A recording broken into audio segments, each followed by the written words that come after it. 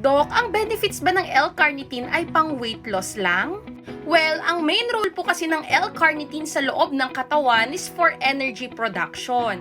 Dahil tinutulungan po nito ang ating katawan na gawing energy ang fats.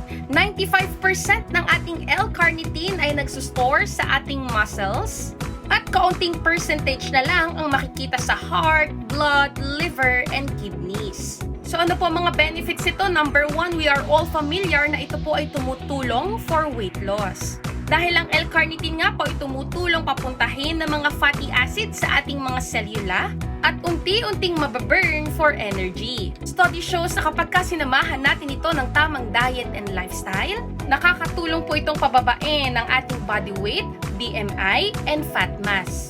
Number 2, ito po ay nakakatulong din for our brain function. Dahil ang acetyl L-carnitine po ay tumutulong i-prevent ang age-related mental decline.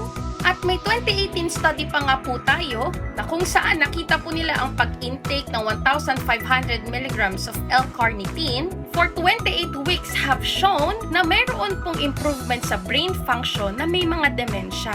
Kaya po patuloy ang studies natin dito kung ito po ay makakatulong din sa mga may depression. And number 3, heart health. According to studies, nakakatulong din ng L-carnitine pababain ang diastolic blood pressure, lalo na sa mga overweight and obese. Maganda rin po itong i-take sa mga hindi kumakain ng meat and sa may mga liver and kidney disease dahil pwedeng hindi na po nila ma-absorb ng tama ang L-carnitine na pwedeng makaapekto sa kanilang energy levels. Kaya naman, I highly recommend 1-Up L-carnitine with green tea dahil hindi lang po ito nakakatulong sa ating weight loss but also to our overall health. We all know that green tea contains EGCG na nakakatulong din for our liver health. Pwede po kayo mag-take nito once or twice a day after meals. Prevention is always better than cure. Stay healthy po!